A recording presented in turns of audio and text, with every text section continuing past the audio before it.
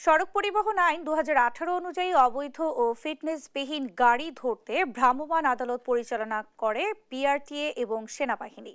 মঙ্গলবার দুপুরে রাজধানীর কাজীপাড়ায় এ অভিযান চালানো হয়। এ সময় বিআরটিএ নির্বাহী ম্যাজিস্ট্রেট জানান, ফিটনেস ও রুট পারমিটবিহীন গাড়িগুলোকে মামলা ও ডাম্পিংয়ে দেওয়া হয়।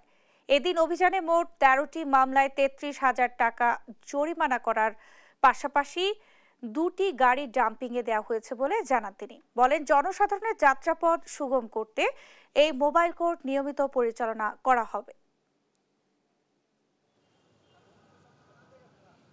আমরা মূলত আমাদের সড়ক পরিবহন আইন 2018-র উপরেই এই মোবাইল কোর্টটি পরিচালনা করেছি এবং আমাদের রাস্তায় পরিচালিত যে যানবাহনগুলো রয়েছিল, বিশেষ করে যেই বাসগুলোর ফিটনেস নেই, কালো ধোঁয়া নির্গমন হচ্ছে এবং রুট পারমিট নেই, এই ধরনের গাড়িগুলো যেগুলো ভাঙাচোরা গাড়ি এবং যেই গাড়িগুলো যাত্রীদের জন্য ঝুঁকির কারণ, সেই ধরনের গাড়িগুলোকে আমরা জরিমানা করেছি।